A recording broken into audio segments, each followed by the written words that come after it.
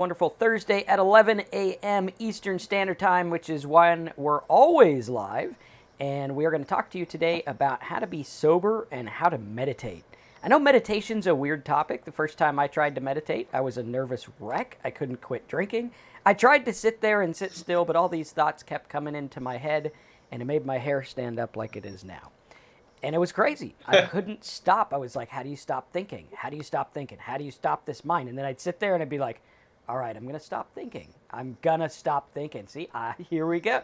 Oh, wait a minute. Shit, I'm still thinking. What's going on? So I couldn't find a way to meditate, and I couldn't find a way to slow my mind down. I couldn't find a way to think about stuff or think about nothing. And I was just a nervous wreck, and it just did not work. And it took me a long time to get it to work, and I don't even know if it actually does work now, but it's a lot calmer than it was. So Terry, how you doing, and what are your thoughts on the Oh, topic? well, I'm doing well. I'm trying to meditate on my coffee while you're talking, but Okay, no, I'm I just could make kidding. some stuff up while you drink your coffee. No, no, it's all good. All Um, right.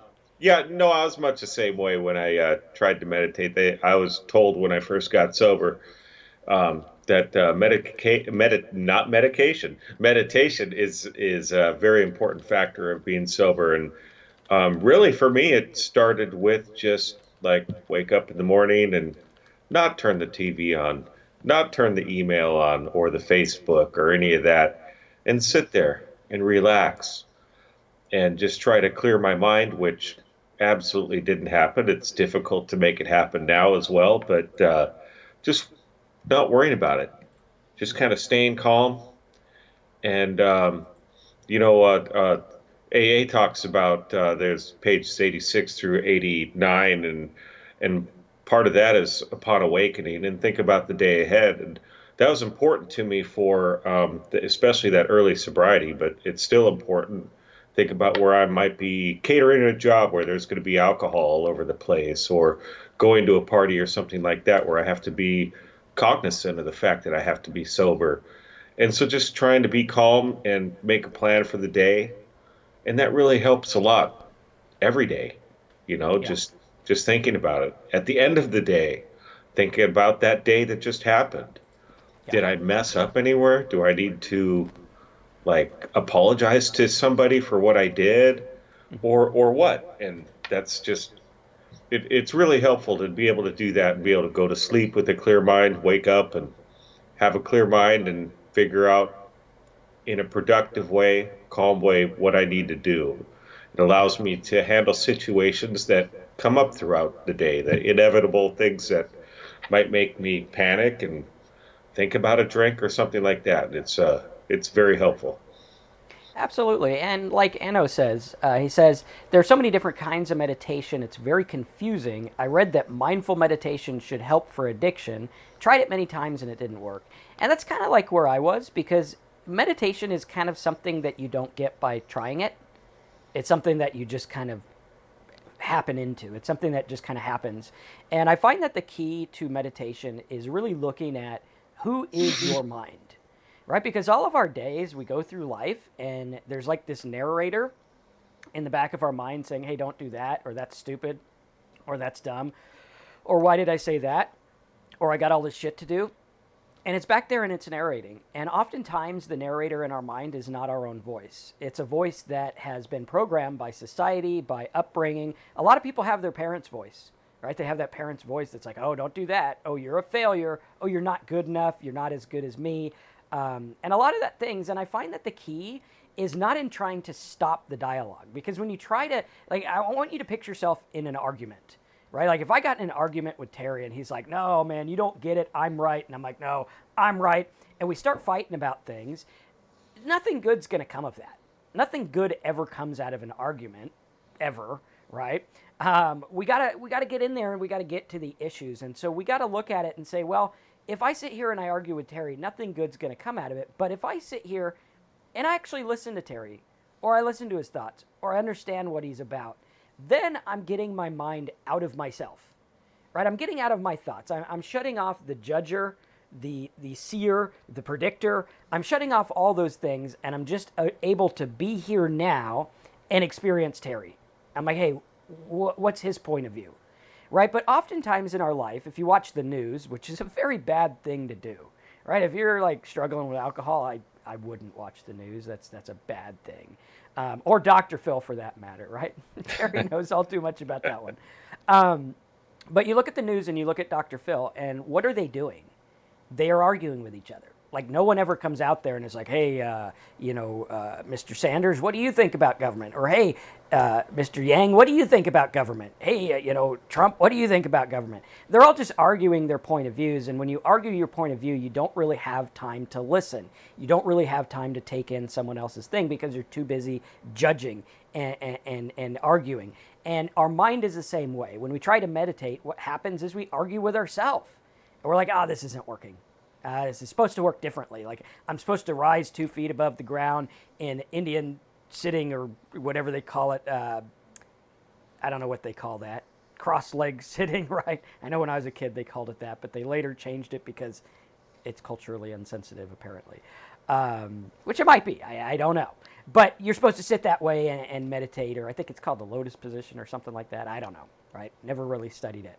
But you sit in that position, and you're supposed to levitate, and your thoughts are supposed to go away from you. But what we find out is that our thoughts don't really shut up when we try to shut them up. And so what we do instead is we watch them, and we take a step back. Because all of our life we spend in our brain. And I find that as addicts and as alcoholics, we have a very difficult time with this. And oftentimes we drink and we use because we don't like what our brain is saying. Right. But we never stop and say, well, why is it saying that in the first place? Does it really matter? It's kind of like that crazy uncle that comes to Thanksgiving. If you have him, you'll probably relate. And the crazy uncle comes to Thanksgiving and you're like, "Oh, whatever, that's Uncle Ron. Dude doesn't know anything, hasn't had a job in 50 years, but apparently he knows how to solve all the government problems," right? And you're like, okay, I'm not really going to listen to him. And when we look at our brain and we're like, well, maybe sometimes there's an Uncle Ron in my brain. And I don't have an Uncle Ron. I think I have a great Uncle Ron, who was actually a really good guy. But Uncle Ron is in our brain, and he's judging, and he's saying these things, and we really don't need to pay him any mind to it. We don't really need to listen to it. And we just focus. And we're like, okay, thanks for sharing. And I find that the most important thing when it comes to meditation is just thank your mind for sharing. It's going to come up with things because it's not about the thoughts that happen. It's about what you choose to pick up and dwell on. It's Right. not having thoughts. Like, that's pretty hard to do. I've done it for a total of like 4 minutes at a time where I have no thoughts. It's probably not even 4 minutes, right? And I do that by listening to talks or listening to something that kind of tweaks my brain out a little bit, kind of makes me think a little bit, or something that's just like utter gibberish, right? And sometimes in your mind, if you want to quiet your mind and it just keeps talking, just remember that your mind is made up of words, which is made up of the English language, which you didn't come up with, and it's thinking about things that are societal that you didn't come up with, right? Our brains were focused back in like caveman days where it was like, yeah, watch out for the giant owl that's going to come peck you, and that's what you were worried about. And so those things happen, and we think about those, right? But back then, our minds were a lot less stressful. We didn't think about car payments and cell phone bills and cable TV and who's in the White House and who's in the other house and who's in this and who's that, who's getting impeached, how much work do I have to get done? Oh man, I got to check Instagram. All these people on Instagram have so much better of a life than I do. We didn't have all this stuff.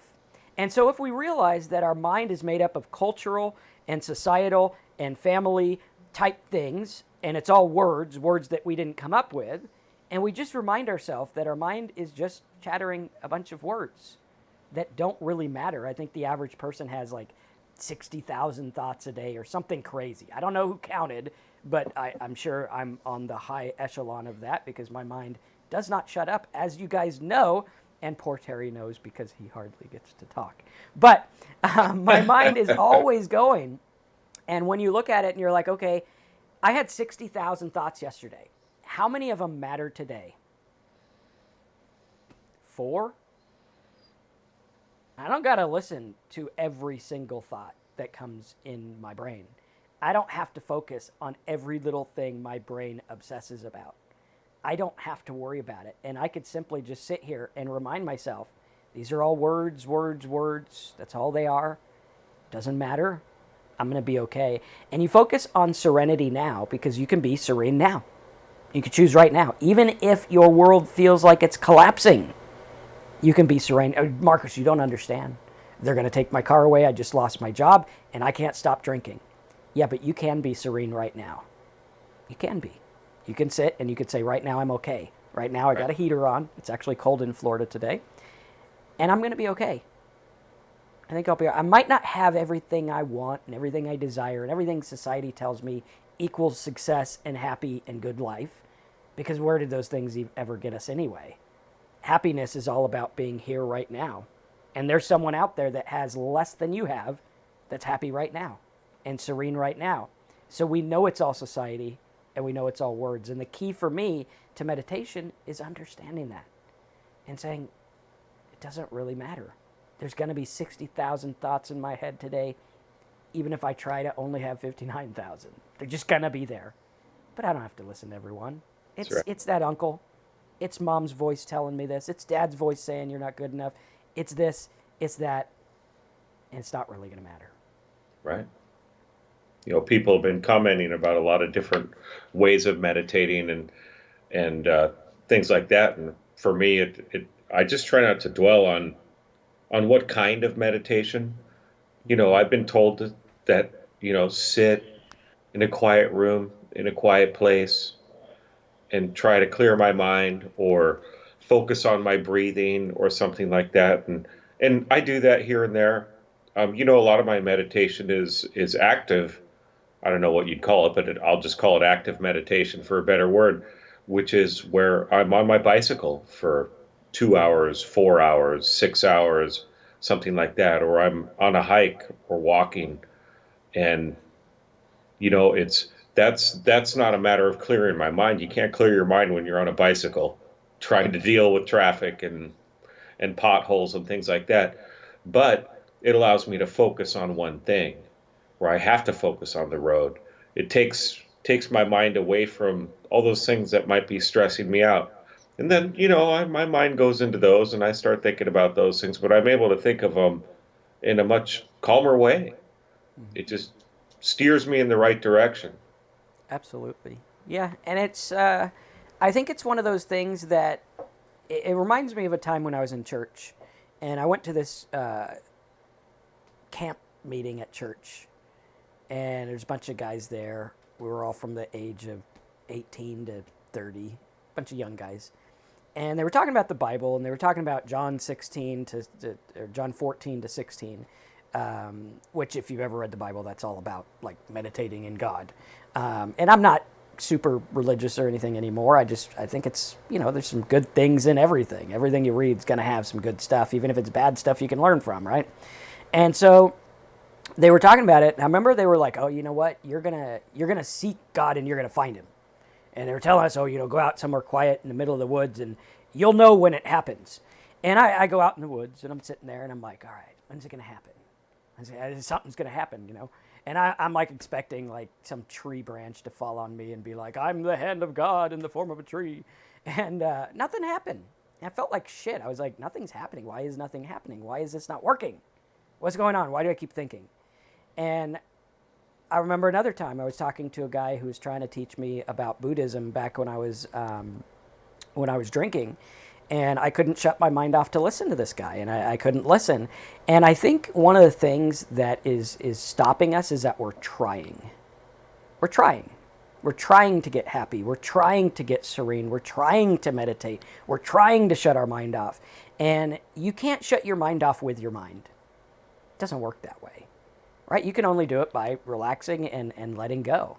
Letting go of the attachment that you have to everything. THC Gamer says, weed equals content, satisfied outlook on life. I'm not even joking. Well, it can. There's a lot of things that can give you an outlook and satisfaction in life. For a time, a very brief time, I found that in alcohol. I was like, shit, man, this helps me shut off my thoughts. And I remember I would go to work with my box of beer, and I even had a keg machine in my office. And I would go to work with my box of beer, and I'd drink my beer so that I could do my work. And I didn't just have one, I had to have like 12 before I started work at 9 a.m.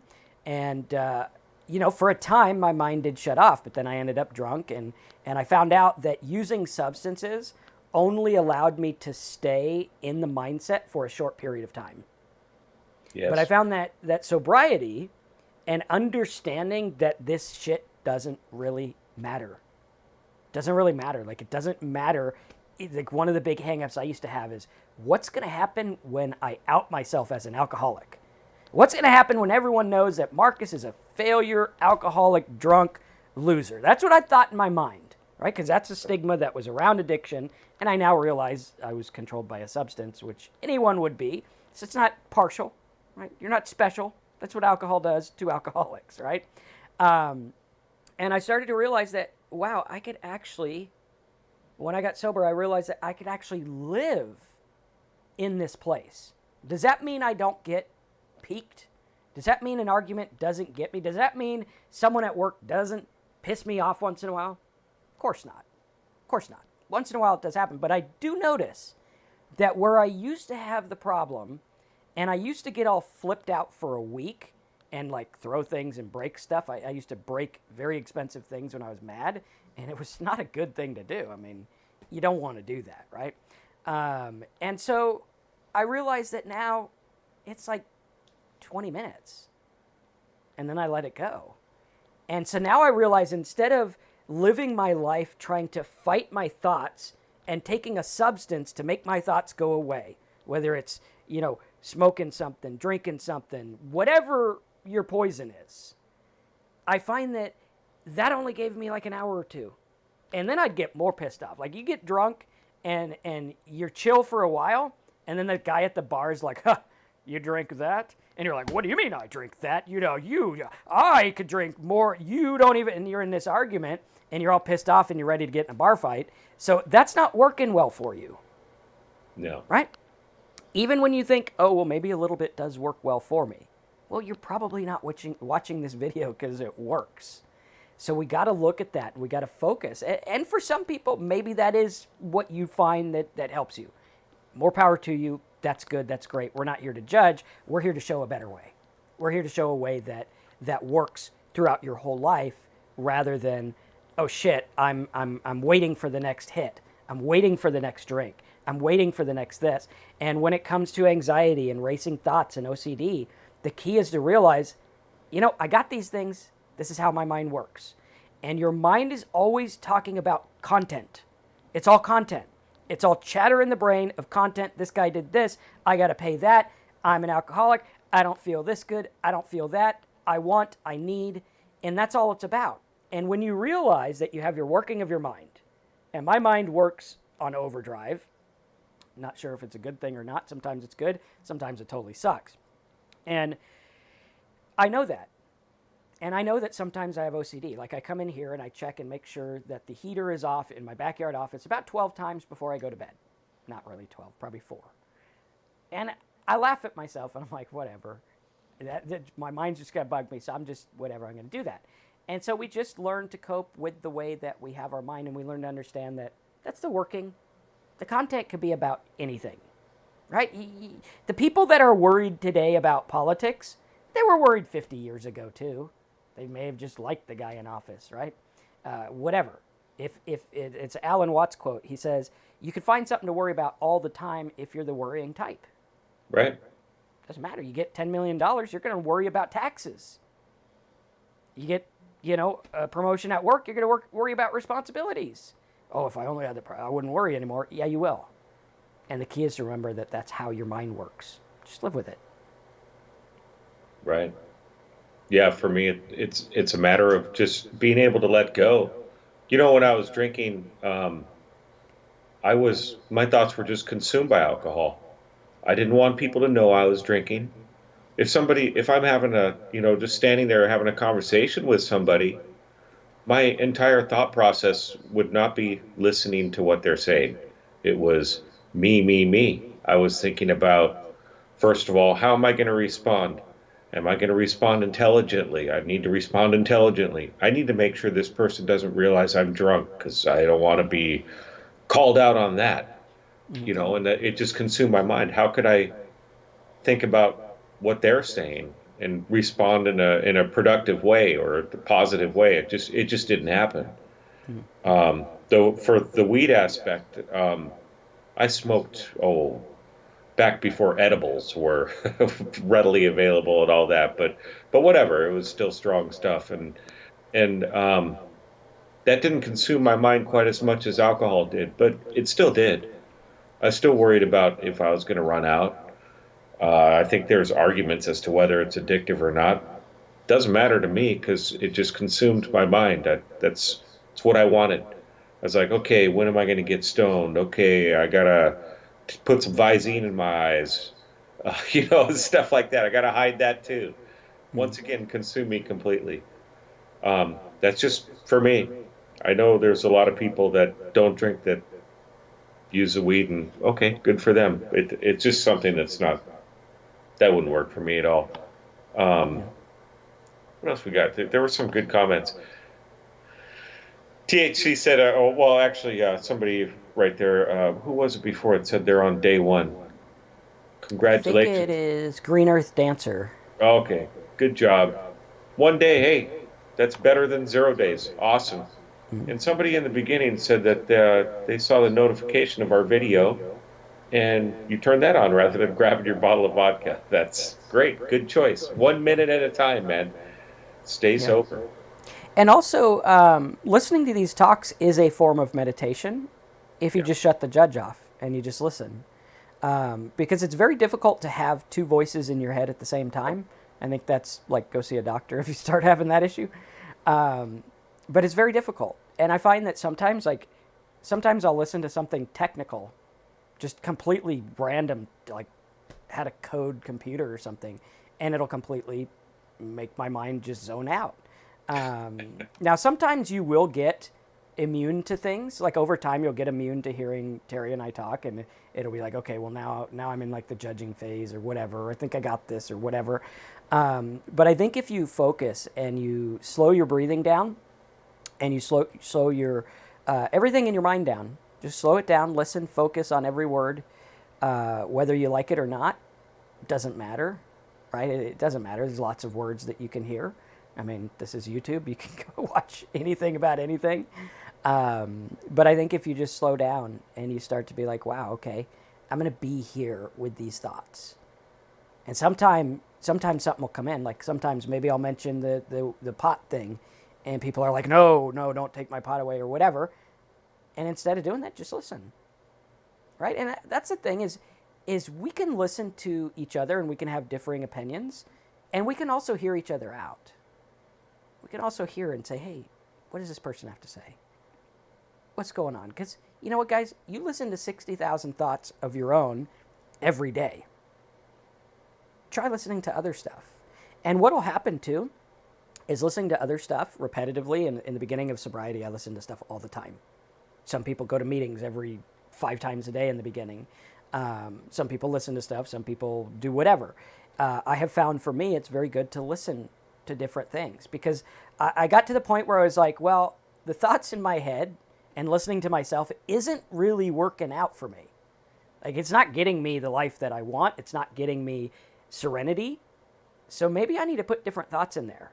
Because all through life up until now, you kind of got programmed and you didn't know you were being programmed by family, society, everything. And now it's time to be like, well, what do I want in my mind? I'm going to put that in there. Does that make sense? Absolutely. Um, happy birthday, Jade. Congratulations. 37. Oh, THC's got 37 days. And Jade's got 5 months without a drink. Awesome. That's freaking totally awesome. All right, let's see what we got here. THC says, very true, Terry. I never want to run out of weed. Yeah, that's attachment. The key that I found from listening to a lot of different spiritual talks is not having attachment to anything. Like, how can I not be attached to my things or my substances? And a lot of people think, oh, well, Marcus, you have your cigars or whatever, and maybe I'm a little too attached to them. Not really causing negative consequences in my life just yet. But we have to look at it and say, what is it we're attached to? What we're attached to? Right. So going back to the beginning, Ano Ano says there are so many different kinds of meditation. Very confusing, very confusing. Read that mindful meditation should help for addiction. Tried it many times and didn't work. And for me, I didn't think meditation was working either, but then I started to notice after a time that I was calmer. Those racing thoughts weren't happening as much. From what to working with other alcoholics that do use meditation, and that most of them talk about how it's a really slow process. It's a matter of just getting in the habit of doing it, and then they don't see the benefits right away, even when they're starting to happen, but they look in retrospect and see that, oh yeah, I was I did have those racing thoughts before, and now I'm just a much calmer person. And that's I think the key, and that's a key with for me with most of my sober activities is just getting in the habit of doing these things, and getting in the habit of sober activities where alcohol isn't served, and just anything that's sobriety related. Yep. Just consistency. It's not a lot of work. It's consistent work. And it's just training. I remember years ago, I used to have a real hard time with certain thoughts, and my dad, of all people, who has a racing mind and pretty crazy stuff going on in that head there. But he told me, he's like, what if you just tell your mind, we don't think about that anymore. Hey, I don't think about that anymore. Like alcohol. Yeah, I don't think about it. Well, hey, man, I sure would like a drink. I mean, that would be real good. I don't think about that anymore. And just keep repeating that to yourself. Say, I don't think about that anymore. And pretty soon you'll train your brain to think in a different way. And that's what sobriety is about, is learning a new way of life, learning a new way of thinking, learning to live and repurpose everything that's in your mind into a different area, right? And say, well, what I did before led me to drinking, so that's not working so good. So maybe I need to consciously change what I'm thinking about, I think. or Yeah. the frequency of which I think about it. Yeah. And it's an interesting thing, because the mind is like a lens, and you get what you focus on, and it literally is like that. Like, you could be fine, you could be in your car listening to a talk, super happy, and a guy cuts you off, and all of a sudden you're thinking about him for an hour, right? It's like a lens. And if you realize that, you're like, okay, the lens went there, whatever, that car's long gone. I'm not gonna get cut off by him the rest of the day, because I already got cut up by him once. I don't need my whole day cut off by him, right? And what you're doing is you're giving power to things that don't need your power. You're giving energy to things that don't need your energy. And a lot of these things in life, like, are you going to solve it right now? Like, are you really in your car going to fix that jackass and his driving issues? Are you going to fix it? Right? And what I learned is, if you got issues with driving, I assume that everyone is on the way to the hospital because their wife is in the back seat pregnant, giving birth. I'm like, okay, well, maybe that's what he's doing, so I better let him go ahead, right? And you just change the way that you think about things, instead of being so ego-centered, because a lot of thought is ego-centered. It's about me and how I feel and what I want and who did me wrong and who needs to do and what I need to feel. Instead of just, what, I'm here, I'm in this universe, I'm part of the energy that makes up this whole world, and it's going to be all right. I don't need to have every single thing that I want. I don't need every little creature comfort that I think I need. And I can be okay. I could sit out there. I could be a little cold.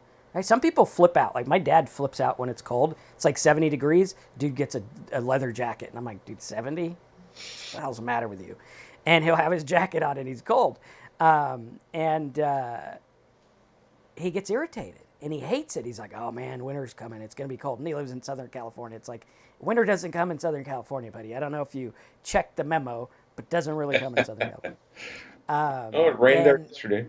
what's that? It rained there yesterday. It did rain there yesterday. But he flips out about it. And it's like, what if you just don't fight it?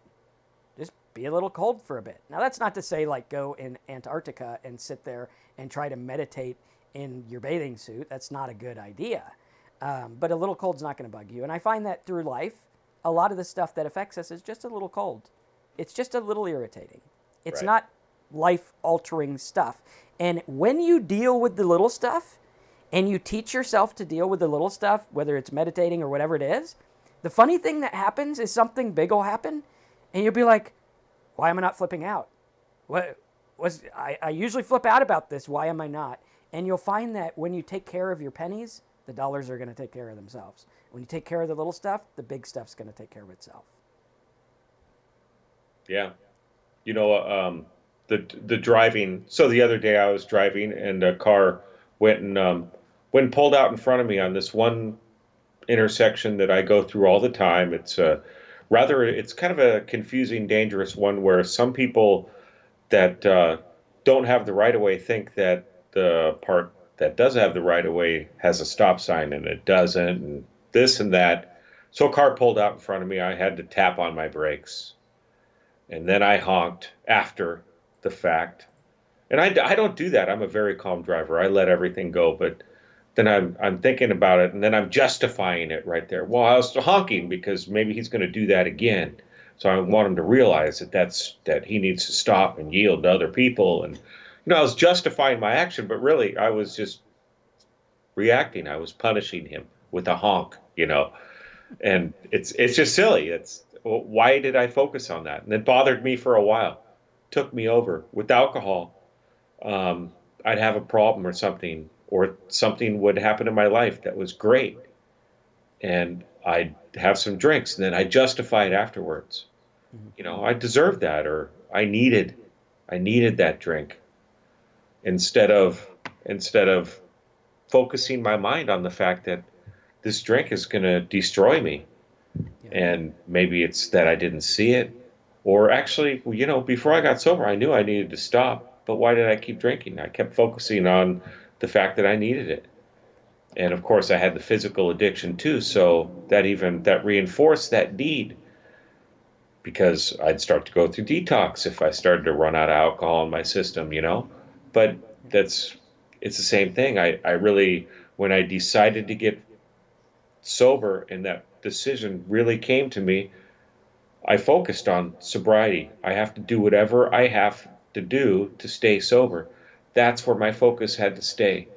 And I had to concentrate on that. And in the early times of sobriety, my mind would go back to, geez, this sure would be easier if I took a drink, because I was focusing on the now right then instead of, you do need to stay cognizant of the now. I'm not trying to change that, but I was like, I wanted that instant relief rather than what's going to work in the long run, which is staying sober and staying serene.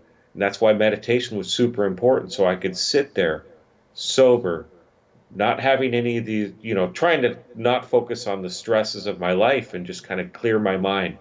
And it was practice. It's just like lifting weights. You get stronger as you keep doing it. In the meditation, I kept doing it, and I'd get a little bit stronger and a little bit stronger. And I have no idea if I do it right now.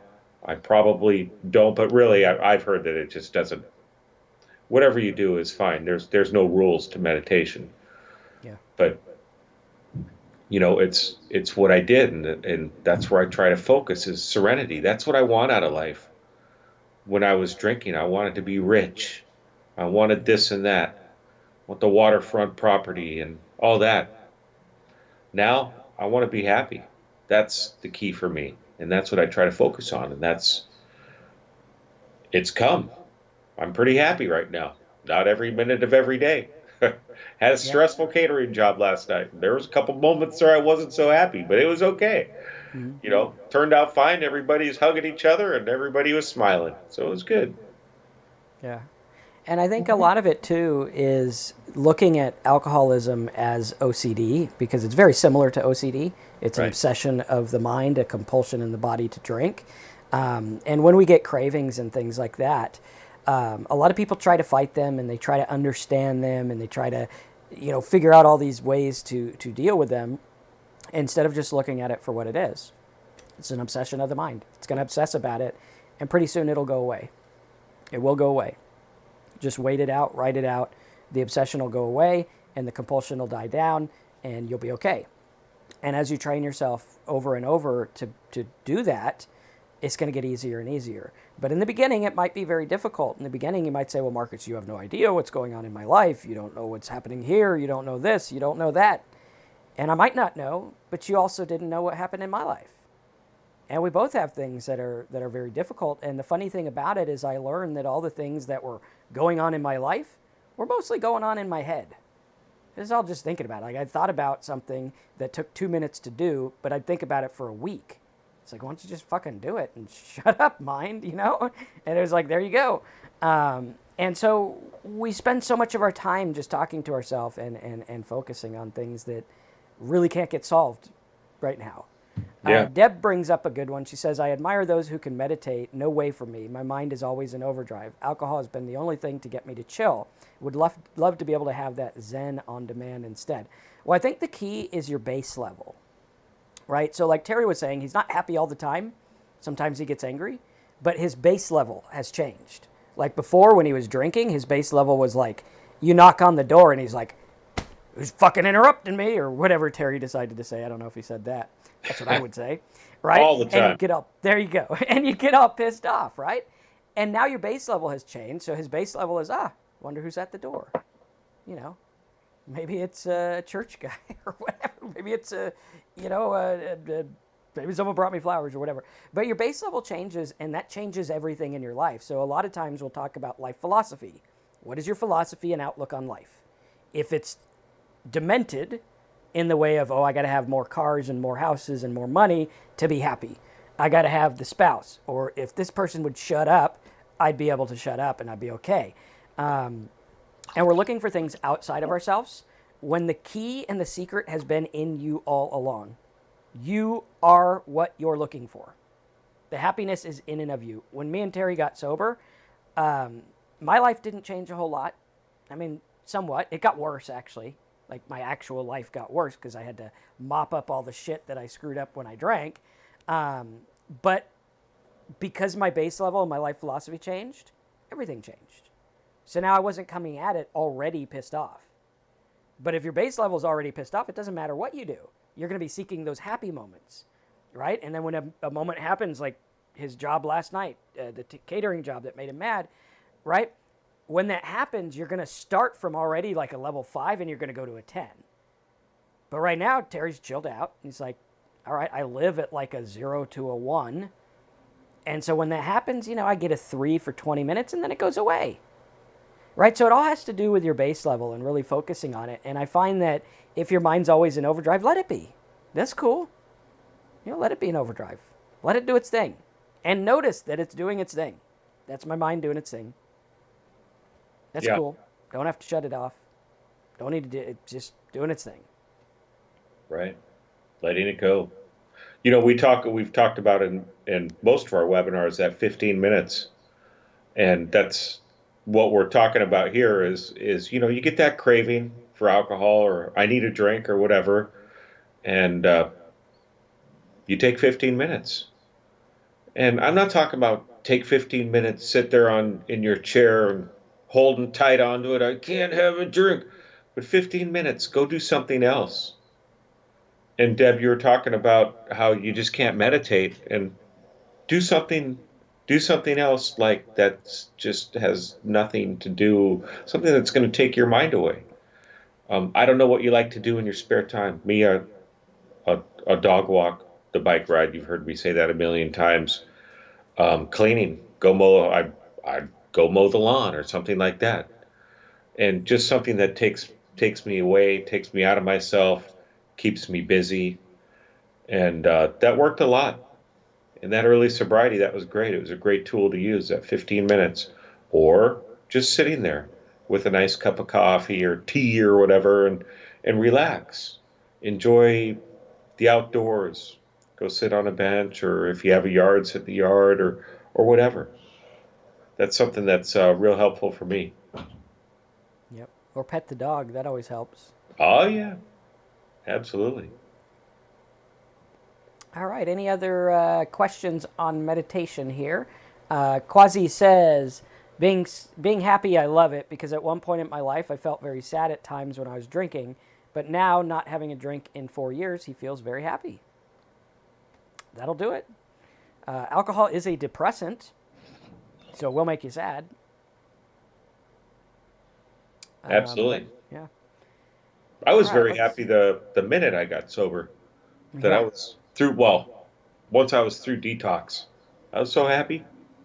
People were like telling me, "Don't worry, it's going to get better." It was a million times better. I still had problems to deal with, very physically ill, damage that I'd caused, but just the fact that I could see me surviving, actually, it was to that point my alcoholism was that I wasn't going to survive, and that was awesome. Cool. Yeah, and for me, the first year was kind of low. It was mellow and down. But I used that year, as difficult as it was, to retrain the way that I thought and to retrain my mind to think about different stuff and really understanding what's going on in my brain. And I think if you're still actively drinking, the speed of your thoughts is being so messed around with that you don't know whether you're coming or going. Same thing with coffee. Like if you drink 10 pots of coffee, like my mom's the kind of person, she could have like 10 pots of coffee and go to bed. I'm not that way. I have coffee, my mind's racing, and I need to go to work and I need to do things. And understanding that chemical things do change it, and understanding that thoughts can produce chemicals that also change your thoughts. For example, anxiety. It's very hard to meditate when you're anxious, very difficult. It's hard to meditate when you're afraid, it's hard to meditate when you're hungry. All these things. And we got to look at that and be like, okay, what's going on in my mind? Because first and foremost, I am a chemical being, right? I am very prone to chemicals. And we have to look at that and be like, okay, well, how can I learn to produce these effects without having all the chemicals? How can I learn to produce these effects in and of myself? Because they are in us. Like that effect does happen with us, which is important. All right, Olga says she just relapsed after a year sober and can't get a grip again. Well, Olga, tell us what's going on, and we'll try to share what's worked for us and get you back on the horse or whatever they call it. What do they call it? Back on the wagon? Is it on On the the wagon wagon, or yeah. yeah? I think is it off the wagon's like I not don't know. Maybe somebody knows something. the answer to that. I can never figure that out. We'll just call it sobriety. There we go. Samson says, "Hey guys, my question is: I realize I seem to always want a drink when things affect me negative in my life. What's a good way to better cope with hard times?" Well, I know Marcus has an answer for this too, but for me, it's I just talked about it, that 15 minutes. So pausing first of all, and then maybe I'll look at the situation. I know a lot of people that will write down the situation and they really try to analyze the situation, writing it down, figuring out what do they have control over. So what can they take care of in this negative situation? And then understand what they can't take care of. What do they not have control of? The stuff you don't have control of, for me, I have to let it go. There's nothing I can do about it. So maybe there's something in there that I have control of, or something in that negative situation that I caused, and I try to fix those things. I Sometimes I'm not going to be able to fix them right away. So I try to figure out, well, what can I do today to help this situation instead of going for that drink? That's kind of how I deal with those negative situations. I've Yeah. had quite a few lately, especially a couple financially, but I just tried to take care of them one little piece at a time, and it's working out, and it's okay. The emotional ones with friends or relatives or whatever that you may get in a fight with, it's can be much more difficult because then you're dealing with other people's minds, and maybe they're ill in some way as well. I mean, we all have our issues, and uh, it can be difficult to deal with people, but same thing. And just try to approach people with a loving attitude, and that works for me as well. Absolutely. And just to really look at like bad and good happens in our life. It's a fact. You get Yeah. sick, you get healthy. It's a fact. It's like ebb and flow. And we stop looking at all the negative things as things that happen to us and things that are bad on us. And we start to just look at them as, that's what happens. Sometimes good things happen, sometimes bad things happen. That's what it is. And we realize that the serenity prayer, which is actually a very stoic type of prayer, is all about what we can and cannot control.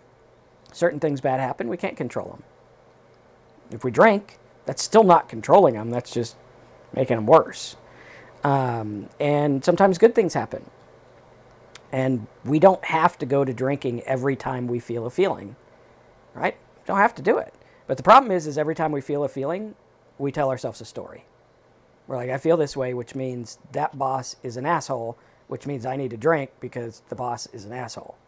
And instead of doing that, just be like, hey, it's neither here nor there. He's just doing his job. I'm doing my job. It's not personal. If there's another guy in that situation, it'd be the same thing. Like the guy on the highway. He didn't cut off Marcus. He cut off the guy behind him. He doesn't know who I am. He doesn't even care, right? And who knows what he did. Maybe he just sucks at driving. Who knows, right?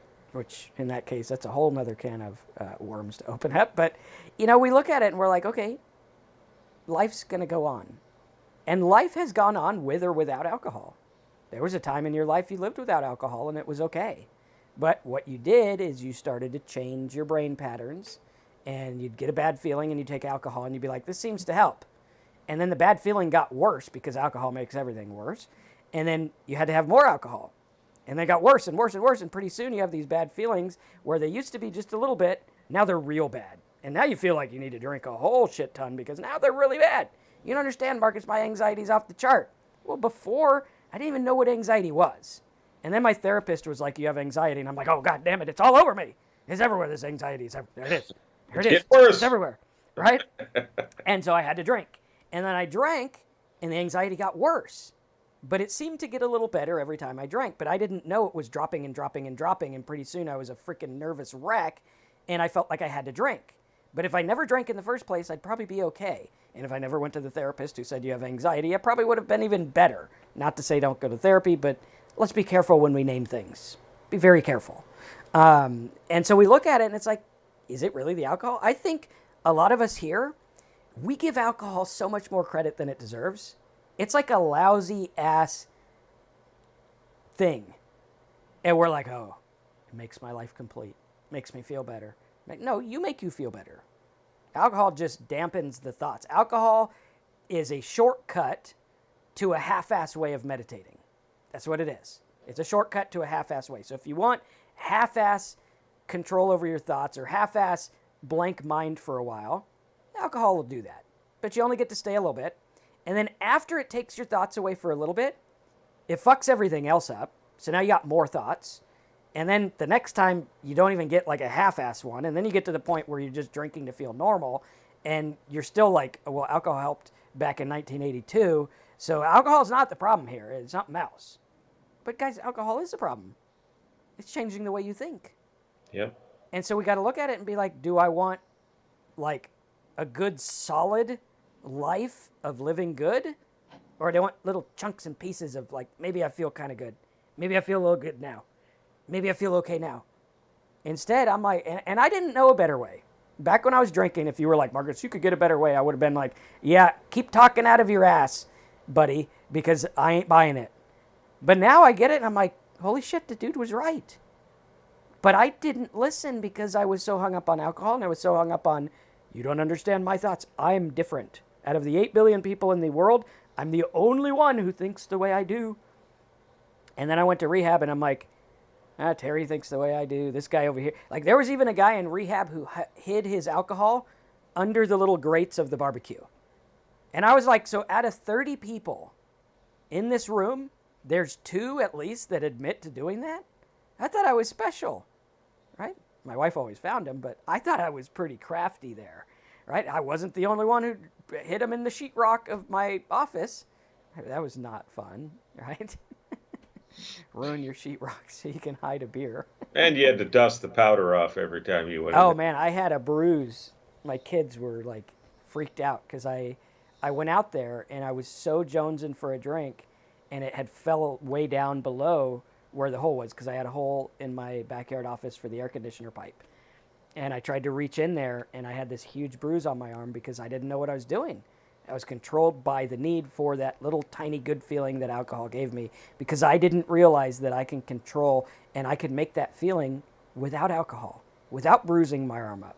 It's in you. You don't need, stop giving alcohol credit for what you're doing yourself. That little 15 minutes, that's you, right? You just need to figure out a way to calm down what's going on in the front of the head so that you can, in the front of your mind, I should say, so that you can get to a higher level of thinking. And that's what you got to do, is you just say, you know what? I don't care. My brain's going to think all this stuff. It's cool, whatever. But I don't have to listen. I don't need to listen all the time. Right? Maybe you dealt with trauma. Like I dealt with trauma in my life. And I get anxious and afraid at certain instances. And I used to freak out and be like, what's wrong with me? Why am I like this? Now I'm like, of course I think that way. Like if you get beat up in school and you go to a school years later, you're going to have anxiety. It's the way the brain works. And now I'm like, yeah, I'm going to get anxiety. It's cool. I'll be all right. Right? It's cool. That's what happens. That's why they call like abuse, because it produces those effects. And when we learn to forgive and accept and live where and who we are, who am I? Well, this is me. This is what I have. It's not the end of the world. I'll be okay. You'll be okay. If I drink, I probably won't be okay. But right now, I'll be okay. So, yeah. That's right. Cool. Sometimes the anxiety is, it's okay to have that. It's just another feeling. Absolutely. You know, I was, last night on this catering job, I took a little break. I walked out to the end of this pier, I don't know, 150 yards in the San Francisco Bay. So I wanted to get a picture of downtown and all that. It was just a absolutely beautiful night. And went out there and took a couple pictures, and I was walking around to the other side, which is around a building, because it's a building the whole pier. And there are some people there. And they're like, hey, what's up? How you doing? It's like, yeah. I just said hello back to them. There's where the anxiety was helpful. So I was like, nah, I'm not going to walk by those guys. I'm going to turn around and go back the other way. You know, that was just a natural anxiety. And it's okay to have that. I have anxiety. I do worry about what would happen if I took that first drink. It doesn't consume me, but I have to be aware of that. And sometimes in a situation, not so much when I'm working, because my mind is focused in a different direction, but maybe I go to a party and there's a lot of alcohol, and I have a game plan when I go there, but I'll start to get a little anxious when the people are starting to get louder. You can tell when they're starting to get drunk, especially if you're sober and you haven't had a drink. And they're starting to get too drunk, and that anxiety level starts to go up. I need to recognize that. Say, okay, it's time to go home now. That's what I do. It's an important feeling to have, as long as it doesn't over consume you. Mm-hmm. Olga's got one. You want to take that, or you want me to take it? Where are we? Very bottom. Olga, is there any medication, actual pills or injections I can take to help with the drinking? I don't know. I would say no. I think there's one called Antabuse that makes you throw up if you even smell it, or if you ingest any alcohol at all, and it makes people throw up. And it is a tool, I believe, that's used. We're not doctors, first of all, so anything like any questions like that, you really do need to go to a doctor. But I think you're asking if there's a medication that helps you stop drinking, and that's the only one I've heard of. And I would also, Olga, I would challenge that thought, because earlier you said you just relapsed after a year sober. What did you do in that year that kept you sober? Go back to that. Right. Because you can stay sober without the aid of other things. You just have to train yourself to do it. And you have to realize that alcohol starts with a thought. Like, alcohol doesn't jump out of the fridge and go down your throat. You have to pick it up. You got to go get it. You got to open it. You got to pour it, or however you like it. So you have to do something. And while it might seem like it's on autopilot, like I remember times when I felt like I was on autopilot going into the liquor store to get it. And it wasn't necessarily autopilot. It was just I shut off because I wanted it, right? And so we got to look at that and be like, okay, well, I don't need to give in to every craving. I don't have to. And I think that oftentimes, and this is my personal opinion, again, we're not doctors or anything. My personal opinion is that if you have something that helps you get rid of the alcohol only, like if there's a magic pill that made me not an alcoholic, there's certain behaviors and things that come along with alcoholism that need to be dealt with. Right. But otherwise, they're going to manifest somewhere else in your life. It's the human nature. And Olga says exercise helped her. Go back to exercise. It's a lot cheaper and better for your body than, you know, hopping up on all kinds of things. But if you want to see a doctor and ask about things, definitely do it, you know. But I would look at that year and be like, well, I know how to stay sober. I just need to do more of that. And while a lot of people think, well, you know, I was sober for a year and I relapsed, so now I'm back on day one and I haven't learned anything and everything's out there. No, it's not. You still have a year sober. You had a year sober. You had a year to learn from. You had a year of battle tools that you learned. But for some reason, they weren't strong enough for whatever made you relapse. So now you need to just focus on making them stronger so that next time you can go 3 years or 10 years or the rest of your life. And don't beat up on yourself, because a lot of times what happens is we're sober and then we relapse and we beat up on ourselves, which makes us feel terrible, which makes us go drink. And then it's like, now it's a big fucking cycle and it sucks. Mac, I think we answered your question in Olga's because it was kind of the same. Pretty We'll much, take yeah. Quezzy's, and then I think that'll be it for the day. Make sure you subscribe and click the bell if you're new here. And also, if you want to support the work we're doing, go to talksober.com, click on support the channel. You'll get all kinds of MP3s, PDFs, and Terry's actually working on notes for each of the letters I wrote that are going to be part of a book that comes out next year. So if you want to get those, you can support the channel and get those as well. And all kinds of cool stuff. So like if you're like Olga and you're trying to stay sober, these will help you. They'll guide you through stuff. And they're very well thought out and written based on what has helped us get sober. So back to Quezzy, he says, sometimes he feels very lonely being sober. I think that it's very important to realize that alcoholics do like to isolate and they can be lonely, which I think is half the reason that alcohol meetings work, is because you're around like-minded people. So maybe that would be in it for you if you're not into alcohol meetings. Maybe find a sober group, maybe find people who like to paint or whatever it is you're into, and get that social aspect back in your life. Commodore says, the longer you wait to stop, the more damage is done to your body. Very true. I was close to damaging mine, but luckily I stopped in time. Good.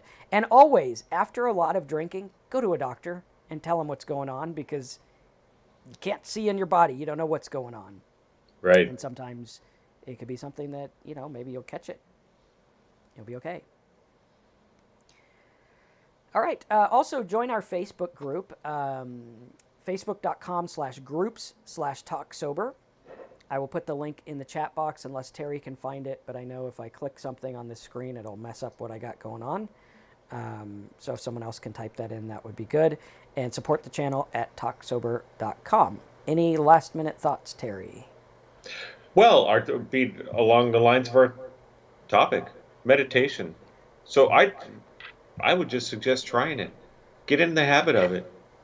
Just see, if you're trying to stay sober, it's a huge tool for me. And like I said, I don't do the sitting in the whatever position. Somebody mentioned what the position was called, but I forgot what it's called. But anyways, I don't do a lot of that type of meditating, but I do concentrate on calming my mind every day. In the morning, I think about what I'm going to do in a nice quiet room.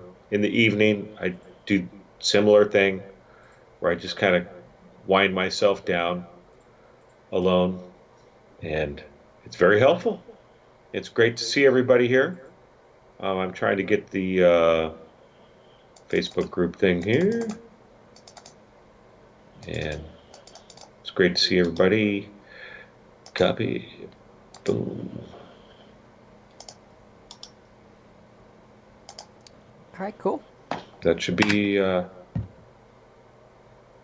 that it? I don't know. Let's see. It didn't come up yet. All right, guys. So awesome. We'll see you next week, Thursday, 11 a.m. with a new topic. If you got topic ideas, put them as a comment on this video, and we'll see you next week. Right on. Thank you, everybody. Thanks, guys.